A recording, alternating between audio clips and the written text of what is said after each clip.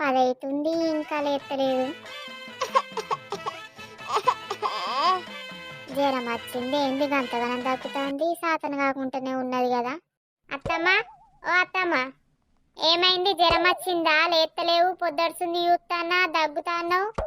అవునే, రాత్రంతా బాగా జ్వరం వచ్చి పాడైంది, ఇంత నిద్ర పట్టలేదు, అంతా పానమంతా సవస ఉన్నది, దగ్గులేసి పాడైంది, వశమైతే లేదు.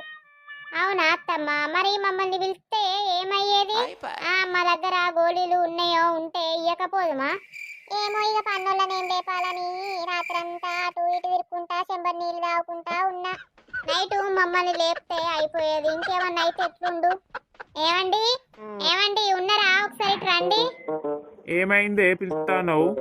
అటు చూడండి, అత్తమ్మకు నైట్ నుండి బాగా జ్వరమట, దగ్గట, పానమంతా సవస ఉందట. అవునా అమ్మ, మమ్మల్ని లేపితే ఏమైందే? పిలిస్తే అయిపోవు కదనే, మేము లేవకపోదు మానే.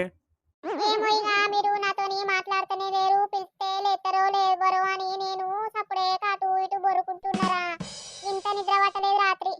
గట్లా అనుకుంటే ఎట్లనే అమ్మా, ఇవాళ తిట్టుకున్నా కొట్టుకున్నా కూడా రేపు మనకు మనమే అవుతాం కానీ బయట వాళ్ళు ఎవ్వరు కారు కదనే. ఆవు అత్తమ్మ, ఎంత అనుకున్న మాత్రాన మేము మిమ్మల్ని వదిలిపెట్టి ఎటు పోతాం?